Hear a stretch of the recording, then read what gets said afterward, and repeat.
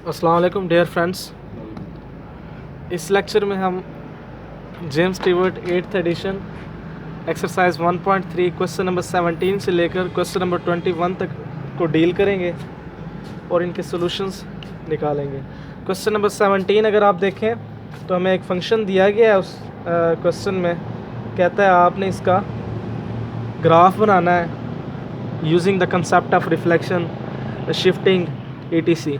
Function आपके पास है जी y = 2 minus square root x. जैसे मैंने पिछले लेक्चर में बताया था कि आपने सबसे पहले क्या करना है, पेरेंट फंक्शन ढूंढना है। आपने इस फंक्शन का पेरेंट फंक्शन ढूंढना है पेरेंट ग्राफ बनाने के लिए। तो इसमें पेरेंट फंक्शन देखें आपके पास क्या है, ये फंक्शन पेरेंट फंक्शन कहते हैं जिस फंक्शन से ये फंक्शन निकला है। तो मेन जो पेरेंट फंक्शन है हमारे पास स्क्वायर रूट एक्स है। तो सबसे पहले आपने इसका ग्राफ बनाना है, फिर उस पर ट्रांसफॉर्मेशंस लगानी है। तो स्क्वायर रूट एक्स का ग्राफ कुछ इस तरह से होता है। अब आपने इस ग्राफ पे ट्रांसफॉर्मेशन लगानी है। कौन सी? सबसे पहले उसने क्या किया है, माइनस को मल्टीप्लाई किया आपके फंक्शन से। फंक्शन ये था, फिर क्या किया है, आपके फंक्शन को माइनस से कर दिया मल्टीप्लाई, यानी एक नया फंक्शन बना लिया। तो जब माइनस से मल्टीप्लाई हो जाए आपका फंक्शन तो ग्राफ कैसा हो जाता है, ग्राफ आपका रिफ्लेक्ट हो जाता है about x axis. X axis पर आपका ग्राफ रिफ्लेक्ट हो जाता है। तो ये माइनस स्क्वायर रूट एक्स के लिए, इस कंडीशन के लिए जब माइनस स्क्वायर रूट एक्स से मल्टीप्लाई हो जाएगा, स्क्वायर रूट एक्स से माइनस मल्टीप्लाई हो जाएगा तो ग्राफ आपका एक्स एक्सिस के दूसरी तरफ आ जाएगा, यानी रिफ्लेक्ट हो जाएगा। ठीक हो गया। तो अब ग्राफ अब आपका ये बन चुका है। नेक्स्ट उसने क्या किया है, फंक्शन में देखिए फंक्शन ये बन चुका है ना, इसमें क्या कर दिया, नेक्स्ट ये बनाने के लिए 2 को ऐड कर दिया है। तो 2 ऐड करने का मतलब ये है कि हमने 2 यूनिट इस ग्राफ पर, जब फंक्शन में 2 ऐड हो रहा है तो मतलब हमारा ग्राफ जो है 2 यूनिट अपवर्ड चला जाएगा।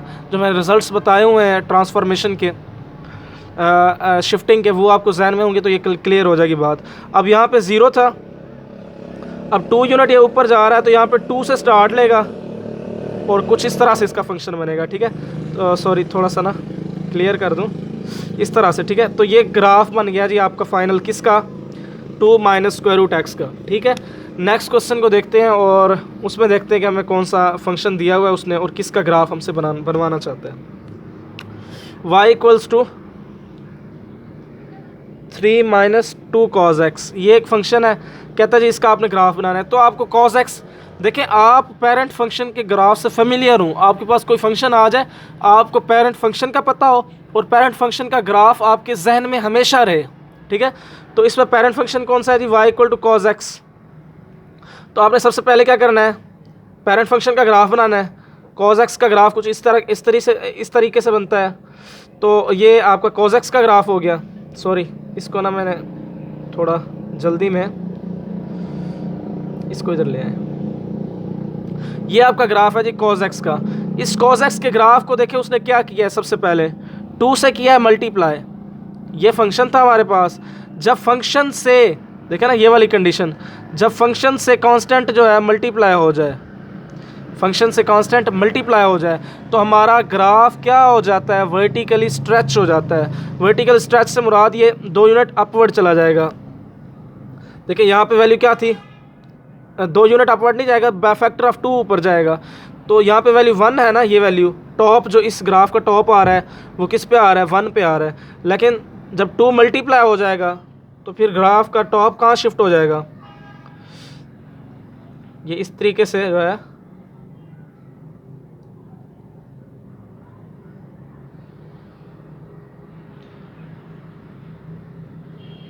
ये आपका देखिए अब इस 2 पे शिफ्ट हो गया, यानी वर्टिकली ये क्या हुआ है, ग्राफ आपका स्ट्रेच हुआ है, वर्टिकली ऊपर चला गया है ग्राफ आपका। ये देखे ना, अब आपका ग्राफ जो नेक्स्ट आया है वो इस जगह से बन रहा है यूँ। ठीक है, और इधर से यूँ, तो वर्टिकली ग्राफ क्या है आपका, स्ट्रेच हो गया। स्ट्रेच से मुराद इस तरह खींच लिया गया है, ऊपर भी यहाँ से ऊपर कर दिया गया, उसको इस पॉइंट को ऊपर कर दिया गया और इसको नीचे ले आया, वर्टिकली स्ट्रेच कर दिया हमने। तो ये किसका ग्राफ बन गया है, 2 cos x का। तो फिर नेक्स्ट क्या काम करना है, 2 cos x का आपके पास ग्राफ आ गया, फिर क्या करना है, -2 से मल्टीप्लाई करना है। जब फंक्शन आपका -2 से मल्टीप्लाई हो रहा हो, नॉट वेरिएबल, फंक्शन जब माइनस से मल्टीप्लाई हो रहा हो तो फिर आपका ग्राफ क्या करता है, एक्स एक्सिस के गिर्द रिफ्लेक्ट कर जाता है। एक्स एक्सिस के गिर्द रिफ्लेक्ट कर जाता है। ये आपके पास एक्स एक्सिस है, रिफ्लेक्ट कैसे, ये हिस्सा जो एक्स एक्सिस के ऊपर बन रहा था ये नीचे बन जाएगा, ये ग्राफ अब मैं जिसके लिए बना रहा हूँ वो कौन सा फंक्शन है अब हमारे लिए? अब मैं ग्राफ बनाने जा रहा हूँ -2 cos x का। ये अपने जहन में रखना है। 2 cos x का ये है ना, -2 cos x कैसे हासिल होगा? x एक्सिस पर इसकी रिफ्लेक्शन कर दे, ये इस तरह से रिफ्लेक्शन, ठीक है। ये ऊपर वाला हिस्सा नीचे बन जाएगा, ये नीचे वाला हिस्सा ऊपर बन जाएगा, ये वाला हिस्सा नीचे है तो ये ऊपर बन जाएगा, ये वाला हिस्सा ऊपर है तो ये नीचे बन जाएगा। ये इसकी रिफ्लेक्शन होगी। ये किसका ग्राफ बन गया? -2 cos x का। तो पिछले ग्राफ को आप मिटा दें, 2 cos x वाले ग्राफ को। देखें ग्राफ हम ट्रांसफॉर्म करते जा रहे हैं अपने टारगेट तक पहुंचने के लिए। तो ये ग्राफ बन गया जी किसका? y = -2 cos x का। तो इसको मैं इन पॉइंट्स को मिला देता हूँ। ये ग्राफ है आपके पास -2 cos x का। नेक्स्ट हमने क्या किस चीज़ का ग्राफ बनाना है? नेक्स्ट हमने इसमें 3 को ऐड कर देना है। याद रखें ऊपर 2 था तो मैं ट्रांसफॉर्म करके रिफ्लेक्ट करके नीचे लाया था, तो इस जगह पे -2 है, ठीक है। अब नेक्स्ट काम क्या करना है हमने?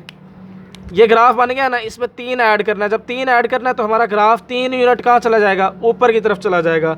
यानी -2 है, इधर -1 है, ये 0 है, इधर 1 है। तो ये वाला पॉइंट जो है इस पॉइंट पे आ जाएगा कुछ इस तरीके से, ठीक है। ये इस पॉइंट पे आ गया आपका ग्राफ।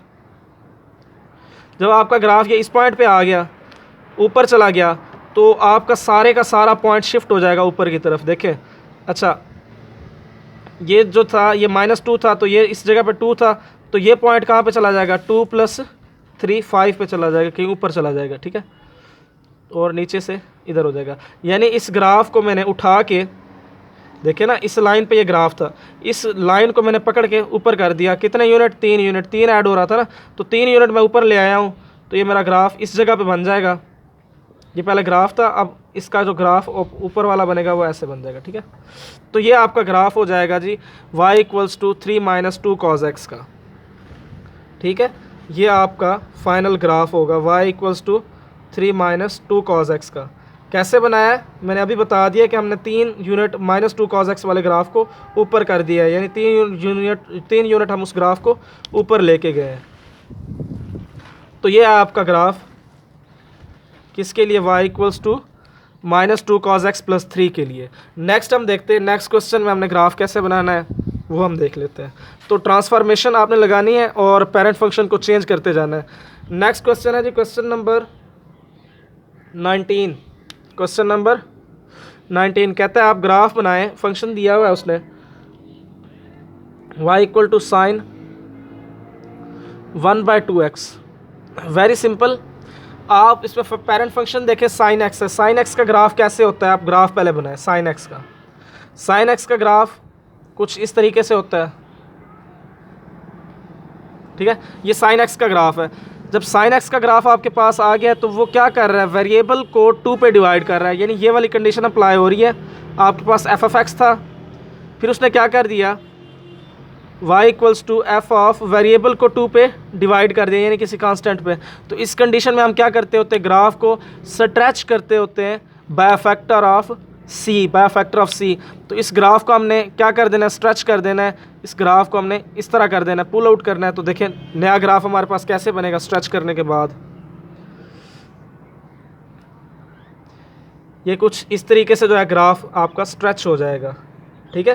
ये बात समझ आ गई आपको? देखें इस तरह से आप इस एंड से पकड़े, इस एंड से पकड़े, अगर आपको खींचेंगे इसको तो ये आपका एम्पलीट्यूड कम हो जाएगा और ये ग्राफ आपका यूँ खींचा चला जाएगा।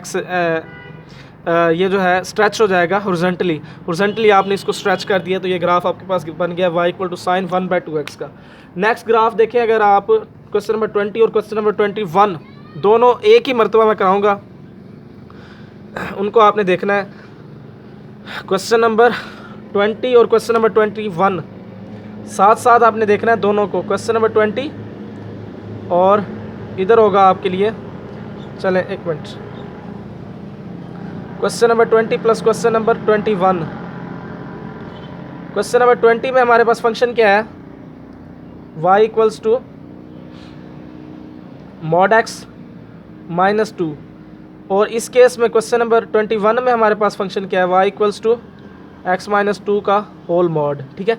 ये दो फंक्शन है अलग से, एक दूसरे से सिमिलैरिटी रखते हैं, इसलिए मैंने दोनों को साथ साथ कराना है। अब दोनों में देखें पेरेंट फंक्शन कौन सा है? दोनों में पेरेंट फंक्शन एक्स का मॉड है। तो दोनों के लिए आप पहले पेरेंट फंक्शन ड्रा कर लें। एक्स मॉड का ग्राफ इस तरह से होता है, ये आपको पहले आता हो कि ग्राफ आप इससे फेमिलियर हो। ग्राफ जी बन गया जी एक्स मॉड का।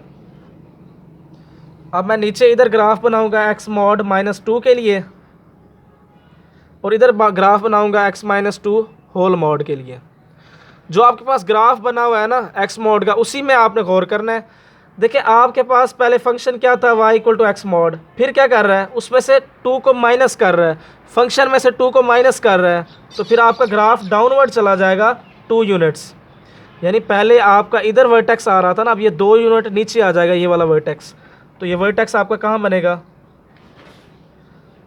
-2 पे। ये -2 पे वर्टेक्स आपका आ जाएगा इस जगह पे, और आपका ग्राफ बन जाएगा x मॉड -2 के लिए। अब x -2 के लिए ग्राफ कैसे बनेगा, जब वेरिएबल में कोई कांस्टेंट आपका माइनस हो रहा है तो आपका ग्राफ 2 यूनिट कहाँ पे चला जाता है, राइट वर्ड। आपका इधर था ना पहले ग्राफ, अब ये 2 यूनिट राइट पे आ जाएगा, यानी इस जगह पे 2 पे आ जाएगा, और आपका ग्राफ 2 यूनिट राइट वर्ड इस तरह से बनेगा। ये है ग्राफ आपके लिए x -2 होल मॉड के लिए। तो उम्मीद है आपको ये लेक्चर समझ आया होगा। मज़ीद अगर किसी किस्म का कोई सवाल हो तो ज़रूर पूछिएगा। अल्लाह हाफ़िज़।